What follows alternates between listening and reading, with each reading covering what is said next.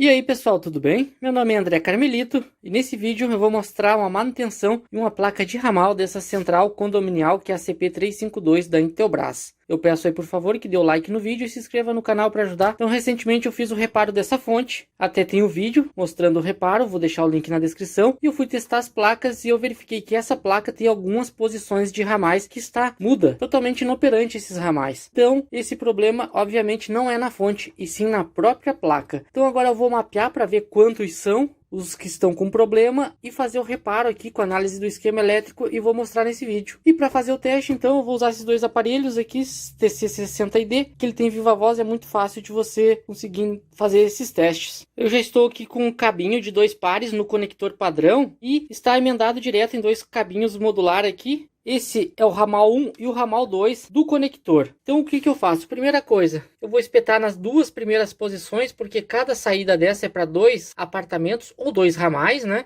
E agora eu verifico se eles estão funcionando.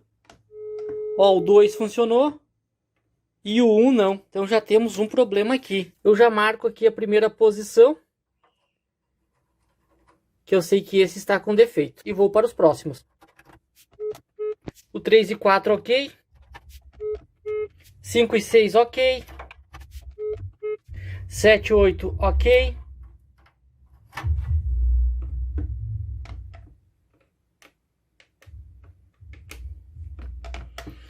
Olha só, o 9 e 10 também já estão com problema. Tá bem balhada essa plaquinha. Então 9 e 10, os dois. 11 e 12 ok. 13 e 14 ok. 15 e 16 com problemas. 17 e 18 também. Tá bem baleada essa placa. 19 e 20 ok. 21 e 22 ok. 23 e 24 ok. 25 e 26 ok. 27 e 28 ok. Beleza, então temos 1, 2, 3, 4, 5, 6, 7 ramais mudos, totalmente inoperantes, sem tom nenhum aqui de ramal. Agora eu vou retirar a placa da central, desligo ela aqui e retiro a placa porque esse problema é da placa e não da central. Então eu vou verificar só a placa na bancada. E é uma placa de ramal desbalanceada. Existem 2 tipos de placa para essa central: a balanceada e a desbalanceada. Essa desbalanceada ela é um pouco mais barata, qualidade de áudio é um pouco inferior do que em relação à balanceada. Então, olha só, tá bem judiada essa plaquinha. 1, 2, 3, 4, 5, 6, 7 ramais totalmente inoperantes. E a primeira coisa que eu gosto de fazer é uma inspeção visual, para verificar se tem algum componente literalmente estourado, trilhas, oxidação, esse tipo de coisa que é característico dessas placas. E essa aqui só tem as marcas de uso, porque ela é uma placa usada, obviamente, né? Poeira, alguma sujeira, mas não tem nada assim que dê um indício de onde está o problema. Então, na verdade, daí fica um pouquinho mais complicado, mas não impossível também de se consertar. Como que eu sei o qual circuito corresponde a cada ramal? Ela tem na serigrafia da placa aqui pequenos retângulos que vai de A até Z, aí começa a se repetir a A, a B, a C, a D, a E e a F. Cada retângulo desse é o circuito correspondente de um dos ramais, tanto desse lado como do outro lado também, ó, mesma coisa. Então olha só, pela frente da placa a gente tem D1 até 32. Ele não significa ramal digital, pessoal, como o pessoal confunde, é ramal desbalanceado. Então o primeiro, que é o D1, corresponde aqui ao quadrante A, dos 2 lados da placa. Então é assim que a gente sabe quem é quem aqui nesse caso. Então eu sei que o problema está na posição 1, 9, 10, 15, 16, 17 e 18. Então é só ver qual é a letrinha correspondente aqui, que normalmente já estão muito próximos aqui, ó. Então não fica difícil. Como não tem problema nenhum, eu vou analisar um pouco o esquema elétrico ali para mim poder entender, para começar a fazer alguns testes a frio, ou seja, com a placa fora da central, só medir os valores dos componentes, resistores, transistores, ou capacitor. Então primeiro eu vou olhar o esquema elétrico dessa placa. Então pessoal, já estou com o esquema elétrico aqui e na primeira folha a gente vê a parte de circuitos integrados. São os multiplexadores, aqui são as matrizes. Esse aqui é o conector que faz a conexão física da placa com a placa base da central. Então é através desse conector que vem as alimentações, ó, GND, o mais 12, o 3.3, esse G-Torque, que é a tensão de ringue para fazer despertar as campainhas, o GND ring, que é o comum do ringue, esse mais 30 volts, que é aquela tensão de ramal que a gente consegue medir para alimentar o próprio aparelho do usuário lá. GNDA é a parte de aterramento, 5 volts, a parte de comunicação com o processador, aqui onde vem as sinalizações da placa para o processador, por exemplo, analisar o dígito, saber para onde que ele quer ligar, para o processador fazer toda esse gerenciamento. Terra, então esse é o conector. Depois ele sai desses conectores e vai nas respectivas matrizes. Cada matriz cuida de uma certa quantidade de ramal, que é para fazer a parte de comutação, fazer a parte de chaveamento ali do tom de ramal em cima dos ramais. Então, a princípio, como só tem alguns ramais funcionando, a gente pode descartar essa parte do conector e a princípio também podemos descartar as matrizes. A matriz dificilmente ela vai dar problema em um ramal específico. Ela fica totalmente inoperante, parando de funcionar uma certa quantidade de ramais. Por exemplo, eu já peguei placas que a metade dos ramais não funcionavam, era matriz. Nesse caso, como é esparso e aleatório, a cada 2 matrizes cuida de uma parte da placa. Ela é 32 ramais, então cada 2 matrizes cuida de 16 ramais. A princípio eu posso descartar a matriz. Então eu tenho que me basear por onde? Se eu descer aqui, passo essa segunda parte, que são os outros integrados, para as outras metades dos ramais. Eu venho aqui, ó, nessa parte, pessoal. Veja que cada circuito desse corresponde a um ramal e tem a sua letrinha correspondente. No entanto, eles são o mesmo circuito. A única coisa que vai mudar é a serigrafia. Por exemplo, aqui é o A, é o ramal 1, B é o ramal 2. Se eu vier aqui, por exemplo, aqui ó, T1, vou dar um zoom aqui, T1A, ele é um MPSA92. Se eu vir na posição 2, veja que ele vai estar T1B. No entanto, é o mesmo componente. Então imagine que todas essas circuitarias aqui é a mesma coisa, só muda a letrinha correspondente a cada um dos ramais. Mas eu posso me basear por ela tranquilamente para consertar os outros. Então aqui a gente já tem uma noção de mais ou menos como que é. Aqui vem a tensão de ringue, que é a tensão para tocar as campainhas. Aqui LA0 e LB0, aqui é o que a gente chama de A e B de linha. Ou seja, vai sair a rede daqui e vai até a tomadinha lá na casa ou apartamento do usuário. Então a fiação vai conectado fisicamente lá na placa através disso aqui. Aqui a gente já pode perceber que tem uma proteção aqui, ó, PTC1A. Pense nessa proteção como um fusível ligado em série. Se ela estiver queimada, logo ela não vai conseguir fazer passar aquela tensão e nem o tom de ramal. Em paralelo, a gente tem um varistorzinho aqui de 75 volts, que ele fica em paralelo com A e B de linha. Aqui no LB0 a gente tem aqui já fixo no GND ring, então a tensão de ring propriamente ela vai ter que vir aqui. E olha só onde ele está, o G-Toque, ele vem aqui e dá no emissor desse transistor. Esse transistor vai trabalhar como uma chave. Quando ele saturar, ele vai fazer essa tensão vir por aqui, que vem aqui e vai fazer tocar a campainha. Mas para ele saturar, ele tem que receber um nível lógico baixo aqui, o negativo, que ele vem desse cara, que aqui está, ó, toque. Então aqui o processador, quando tem que tocar a campainha, o processador manda um nível lógico alto aqui, vai fazer saturar esse transistor, vai vir um GND aqui, nível lógico baixo, vai fazer saturar esse outro e joga a campainha. Cortando aqui, desliga a campainha, beleza. A princípio, vamos esquecer isso aqui que a gente não vai testar, porque uma vez que não está nem funcionando, não tem como testar a campainha, nem esse outro bloco. GNDA, beleza, 3.3 está aqui. Então aqui a gente esquece isso. Então basicamente a gente vai ter que se concentrar aqui nessa linha, ó. Aqui, aqui, aqui. Tem um diodo, um A pode estar aberto. Então veja que a tensão ele vai vir por aqui, o positivo, que é para evitar um curto ou inversão de polaridade. E ele vem daqui onde está o 30 volts. Olha, ele vem, passa por esse resistor de proteção R3A, dá no emissor desse cara aqui e aqui ele joga para cá. Então toda vez que você tira do gancho aqui, esse cara satura e faz conduzir esse 30 volts. Então o primeiro passo é medir esses componentes a frio com o multímetro. Depois, se não achar nada aqui, testar essa tensão, se ela está aqui, se esse cara está saturando, se está chegando esse sinal para ele. Mas a princípio eu vou medir primeiro essa proteção e esse varistor e esse diodo. Então é o D1, PTC1 e o varistor 1. Então olha só, aqui nesse cantinho eu já achei o D1A, que é o diodo. Aqui está o varistor, é esse azulzinho. Só estou tentando achar a proteção, que ele não está desse lado. E ele está aqui, ó, achei. Olha só, PTC1A. Não sei se é possível ver por aí. PTC1A, 1B, 1C e assim sucessivamente para todos os ramais. E ele é um resistor de 1 ohms. Então basicamente é um fusível. Então esse cara passou por ele e já está aqui no conector, onde vai sair a rede para o usuário. Então a primeira coisa eu vou medir na escala ôhmica com o multímetro esse resistor, primeira coisa. Aí eu vejo o varistor se não está em curto, e o varistor está aqui, ó. Esse é o varistor, esse D2 não, por enquanto não nos interessa, esse D2 aqui, só o D1 mesmo que está desse lado de cá da placa, ó. O D1 está do mesmo lado do varistor, e o D2 desse lado de cá. Então o varistor e a proteção. Então veja que ele está aqui na serigrafia dele, 1R0. O R significa ohms. É o mesmo que o símbolo ômega. E 0 é a quantidade de zeros. Como tá número 0, não existe nenhum zero depois do 1. É meio confuso, mas quando tem zero é porque não existe zero. Não consigo gravar muito bem o que você falou, porque você fala de uma maneira burra. Se fosse 10 ohms, por exemplo, poderia estar 100.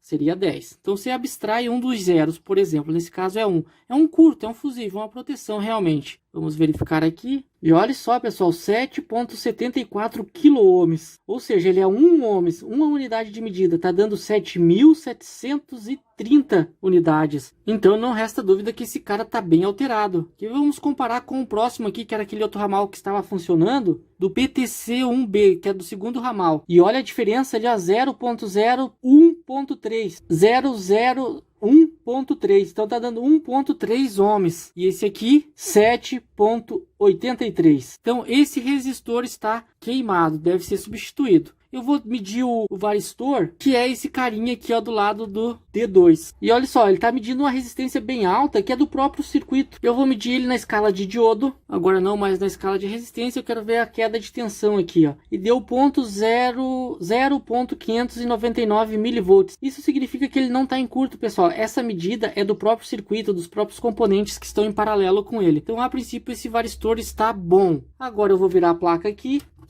e vou medir o D1. Veja que esse lado aqui, ó, é o catodo. Então a ponteira preta vai aqui no catodo e a vermelha no anodo. Eu vou medir ele aqui, 0.596 milivolts, queda típica e característica de um diodo de silício, pessoal. Então isso aqui tá bom. Então eu vou medir agora ele aqui, ó. Como é que eu vou fazer? Aqui e aqui. E olha só, 0.595 milivolts, que é o valor típico, a queda de tensão característica desses diodos, que pode ir de 0,5 a 0,7. Tá dentro do esperado. Então o que eu já vou fazer? Eu já vou medir todos os resistores de proteção deles para ver se não é só o resistor. Então eu sei que o primeiro aqui tá balhado, beleza. Agora os próximos é o D9 e o D10, que seria esses caras aqui, que corresponde ao PTC-I e ao PTC-J. Só que vamos medir na escala de resistência, ou escala ômica. Vamos ver o I aqui, balhado, pessoal, 0.890 quiloohms, quase 1 mega, muito alto. Vamos ver o J, 63K, balhado também. Agora vamos ver os dois aqui. O PTC, letra O, que corresponde ao ramal de número 15, balhado também, 20 e poucos mega. E o P, que corresponde ao ramal 16, 574K, balhado também. E os dois últimos, que é esses caras aqui, o Q e o R. E os últimos dois ramais, que é o 17 e 18, que é o PTC-Q, balhado também, e o R. A princípio, nesse primeiro momento, é só esses caras. Eu vou trocar eles aqui, então, para ver o que acontece. Então, pessoal, eu tenho eles aqui na versão SMD mesmo. Tá vendo? É o mesmo. Porém, você pode usar convencional. Aqueles com terminais, se você não tiver o SMD. Não tem problema nenhum. Só tem que cuidar na hora de soldar para não estourar as trilhas. Mas você pode usar o convencional. O que eu vou fazer? Eu vou remover os componentes com defeito. Vou substituir por esses novos. Já vou fazer um teste na central. E para remover não tem muito segredo. Eu vou usar o ferro de solda mesmo, e eu vou aquecer as duas extremidades dele aqui, ó.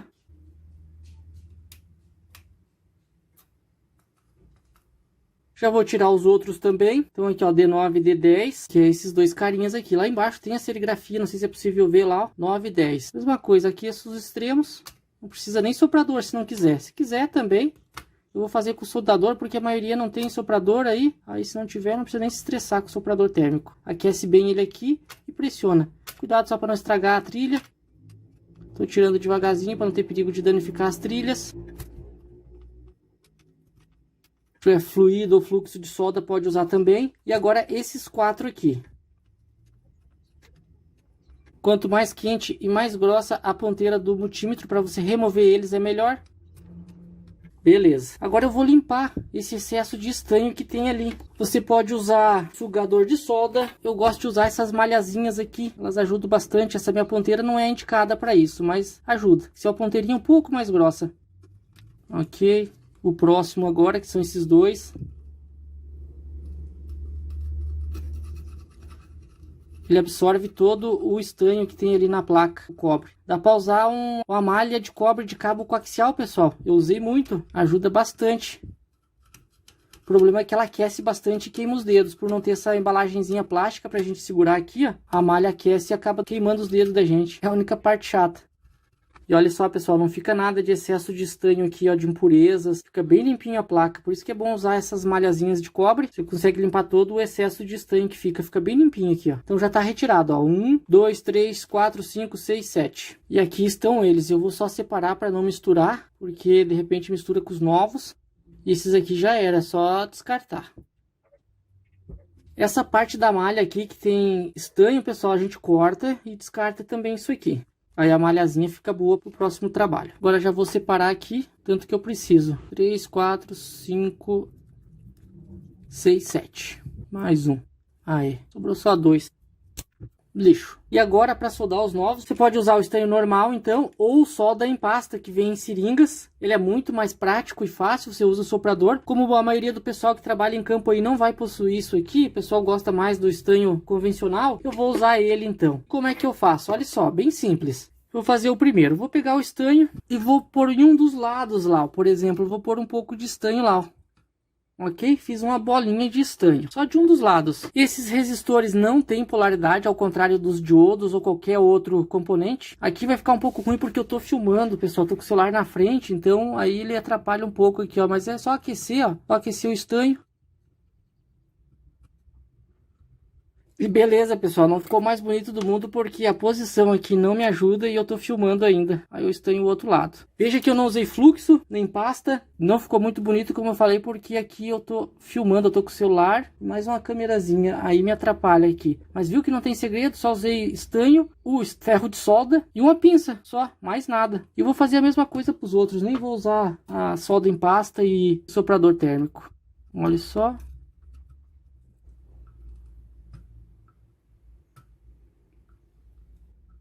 A única dica é não deixar aquecer muito o componente. E agora vamos lá de novo, mesma forma. Quem for fazer esse reparo, se não estiver filmando, vai ser bem melhor. Você não vai ter essa dificuldade que eu tenho aqui nesse momento. Eu tive que virar a placa aqui, não teve jeito, tá muito ruim pra mim filmar e soldar eles, não tá ficando legal. Outra dica interessante, pessoal, é usar um estanho mais fino também, ó. Se você quiser deixar bem legal, bem bonitinho, usar esse estanho, que é bem diferente do que eu tô usando aqui, ó. Olha a diferença. Porém, você precisa usar uma ponteira mais fina no teu estanhador também. E quando você usa pasta em solda e o soprador, ele fica praticamente original, a pessoa nem percebe que foi feito o reparo.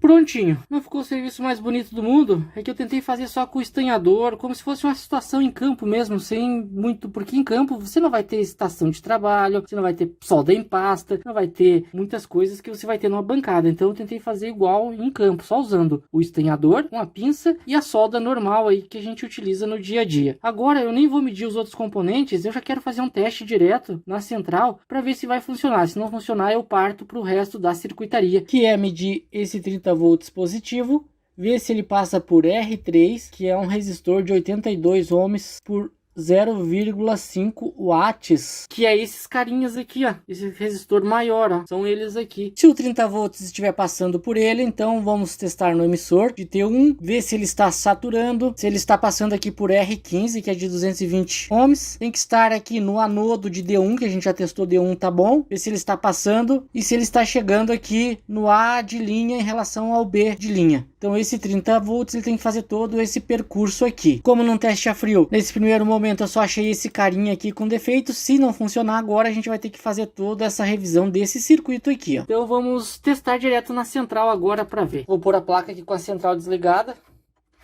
Agora que eu vou energizar. Ok, ligar os aparelhos. Então eu já vou ligar aqui nas primeiras duas posições, onde tinha um com defeito. E agora é obrigado a funcionar os dois. Vamos ver. Opa, o primeiro funcionou.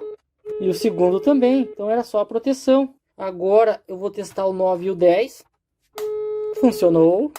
E funcionou. E os dois estavam com problema. Agora o 15 e o 16. e o 17 e 18. Eu vou medir as tensões deles aqui na saída para ver se tá igual às outras, para ver se não deu nenhuma perda, nada. Tirar esse cabo e vamos verificar aqui em tensão contínua no primeiro, 29.1. O segundo, 29.1 também. Agora o nono, posição 9, 29.1. O décimo, 29.1. 29.1. 29.1, 29.1, 29.1. Vamos ver um que estava bom aqui para ver. 29.1, mesma coisa. Vou pegar qualquer um aleatório. 29.1. Então a tensão está ok, igual para todos. Eu acabei esquecendo de testar o ringue, ver se eles estão tocando. Já vou fazer um teste completo para não chegar no cliente e ter que voltar com essa placa de novo. Tá o 1 e o 2. Tocou. Agora desse aqui eu chamo para o 2. Beleza. Mudo para o 9 e o 10. Tocou. Agora eu chamo para o 10. Funcionou também. 15 e 16. Ok. Chamo para o 16. Ok, agora 17 e 18. Ok. Funcionando, tocando a campainha. Agora vou testar a comunicação. Eu chamo para o 18 e atendo no Viva Voz. Alô? Testando, testando, funcionando. Funcionando. Então tá, pessoal, tá resolvido. Era bem mais simples que eu pensava. Era só a proteção que tinha queimado. Isso normalmente é descarga atmosférica, que entra algum resquício dessa sobretensão pela rede e abre a proteção, que essa é a finalidade. Proteger toda a circuitaria da central para dentro. Então para não chegar nas matrizes, não passar da matriz, não atingir a CPU, enfim. Era só a proteção. Já está resolvido aqui. Eu achei que era um pouco mais complicado, mas estava fácil de resolver. Eu peço aí mais uma vez que dê o like, se inscreva no canal, qualquer dúvida pode deixar nos comentários. Muito obrigado e até um próximo vídeo.